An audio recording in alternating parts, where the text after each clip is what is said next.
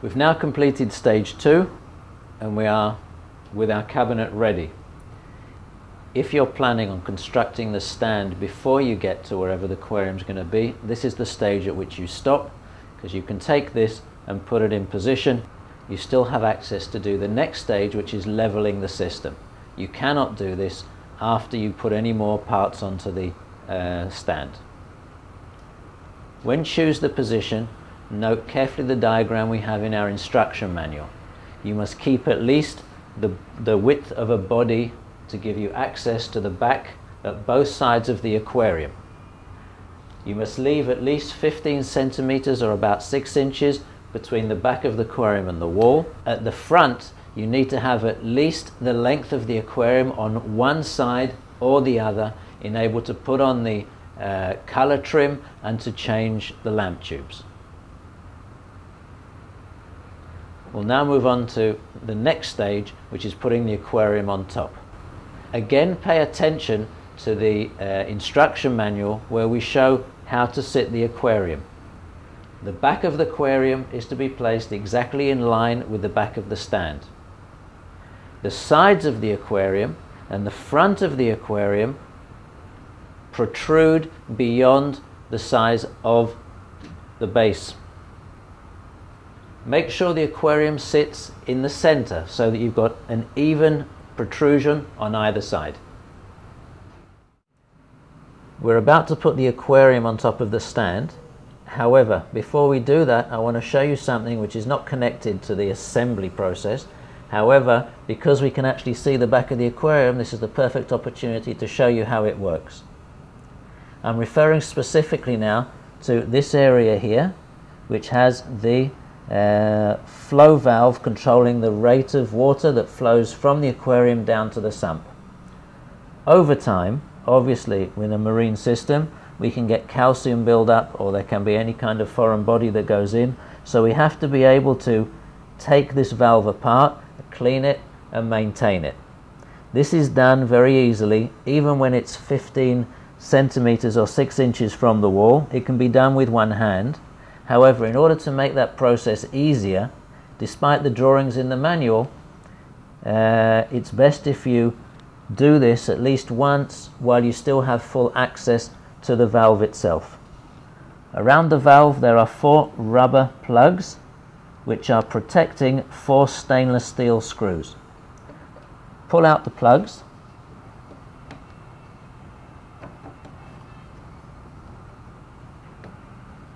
One, two, three, 4, and then using the Allen key that we provide with the aquarium, release the 4 screws one at a time.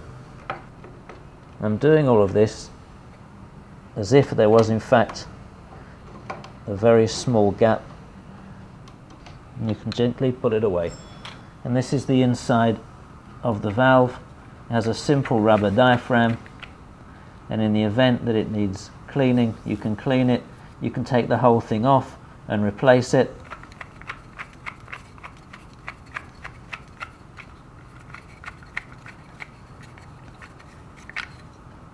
So everything is serviceable.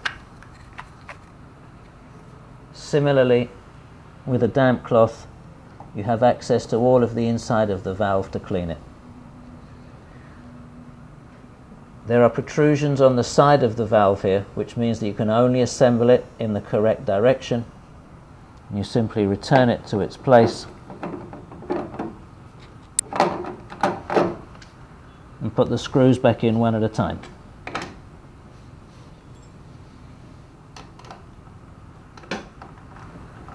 Don't tighten them fully until all 4 screws are in position, and then just give them a final tightening. When all 4 screws are tight, just replace the 4 rubber plugs.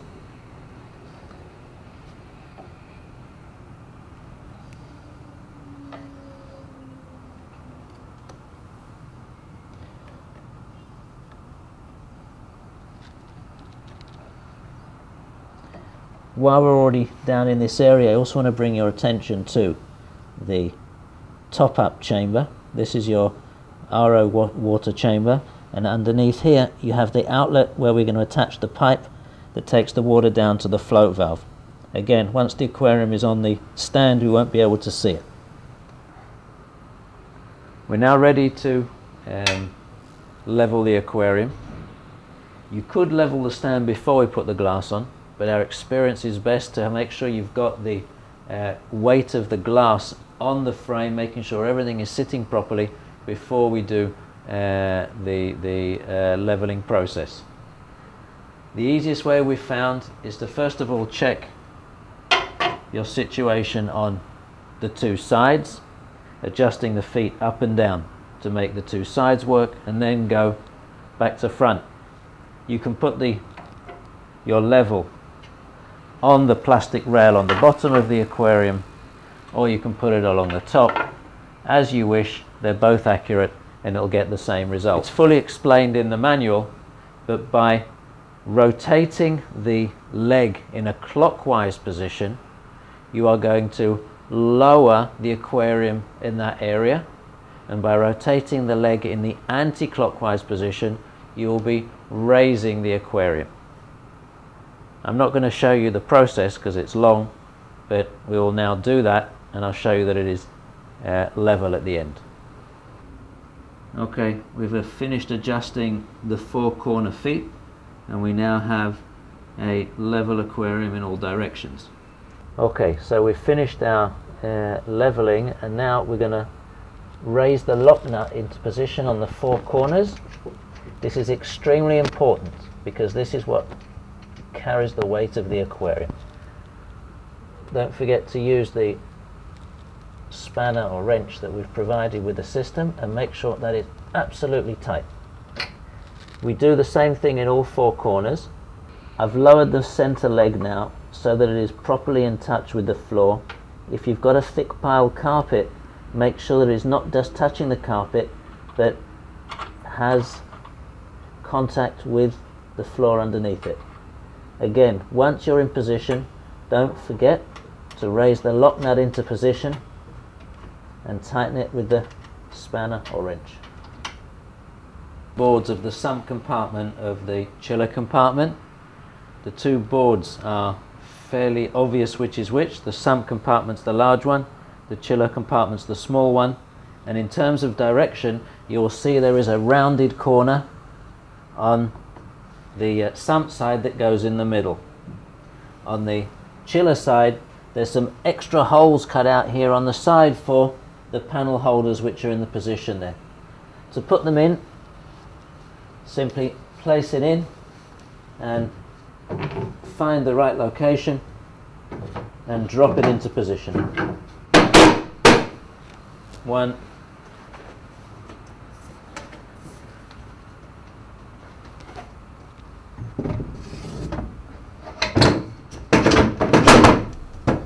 and two.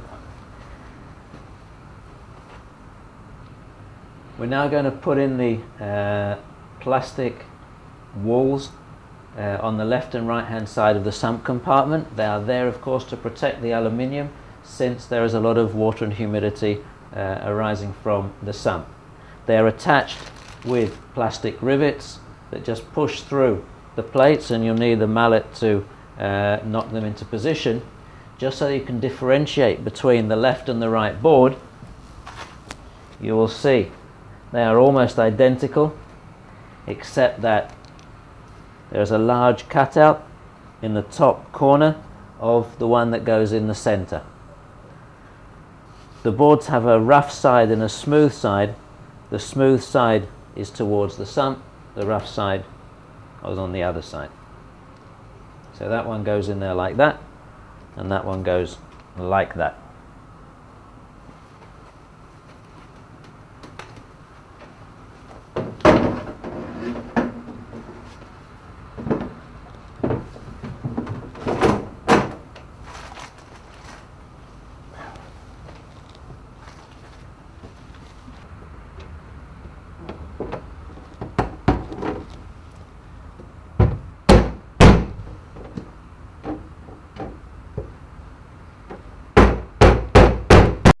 We've now finished installing both of the internal plastic walls. On the Max 500 you'll find this shape piece, and this in fact goes as a fascia surround for the power draw area, and I'm about to put that on. We're now ready to add the color trim to the top and bottom, front and sides of the aquarium.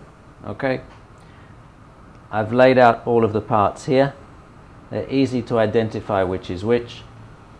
The larger parts, this size, goes along the bottom, and the thinner one, the smaller one, goes along the top. In terms of left and right, you will see the smaller ones that go on the sides have a small protrusion at one end. This is always to the front. This, as it happens, is the part that goes on the lower side. And we just line it up with the plastic trim on the side, slide it in. The side ones we have to slide a little bit towards the back. The front one, the top and the bottom, work exactly the same way. This is part of the reason that we have to have at least one width of the aquarium to the side, because we have to either go from this side or from the other side to slide it in. Again, we line it up on the black trim, and it should just slide gently across the front. I've stopped there deliberately. Sometimes it is a little bit stiff, and you can use our same rubber mallet to gently tap the profile into position.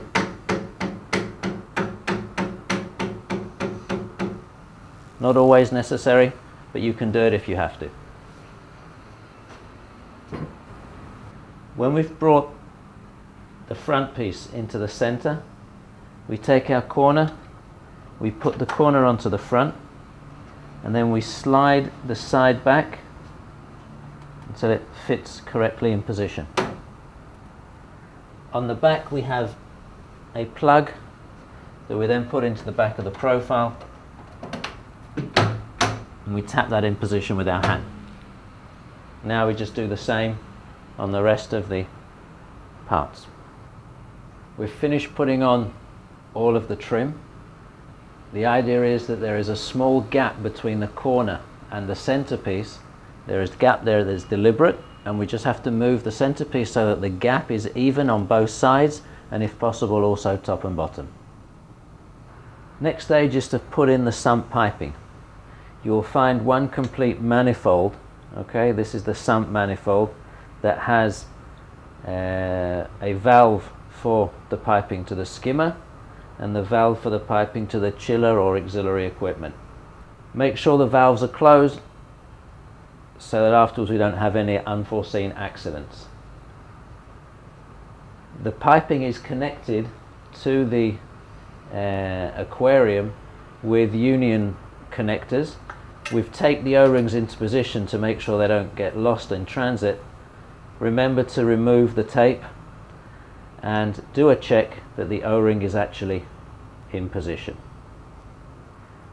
The manifold is then clipped up into the 3 clips that we screwed previously onto the underside of the aquarium base. You'll also notice there is a plugged hole here. This is to enable you to later on to maybe add any kind of accessory reactors or equipment. You just undo that, and there's a 3/4 inch threaded connector there. Okay, I'm now going to push it into position.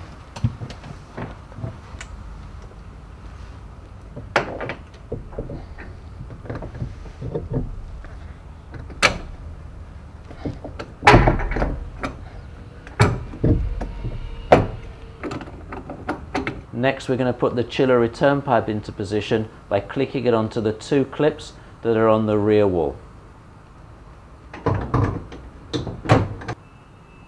We're now about to put the sump into the sump compartment, but because there is this bracket in the front, we have to lift the sump up and slide it in.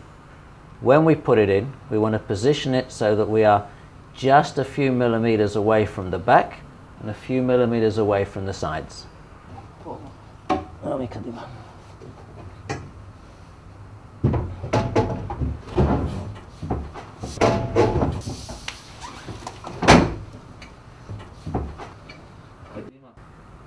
Now the sump is in position.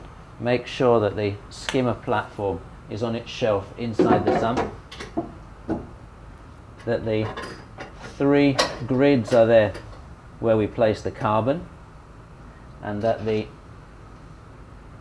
line for the top-up water down to the float valve goes up through the hole at the back here. And in a minute we're going to attach that to the outlet of the reservoir at the back of the aquarium.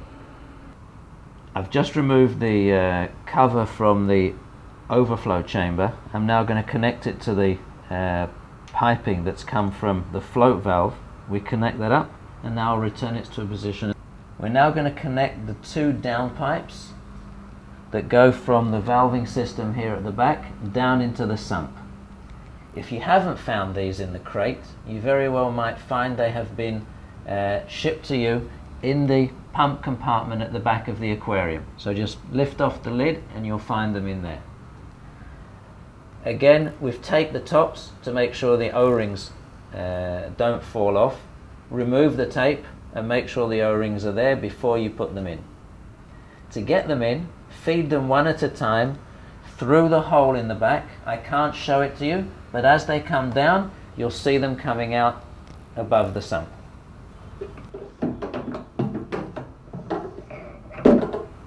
Once you've got the tubes in position, just tighten the union connectors and make sure they are watertight. We're now going to stick the cable channels onto the back of the aquarium. You can't see what I'm doing, it's explained in the manual. Just pull the covering off the double-sided tape and stick them into the back of the tank as shown.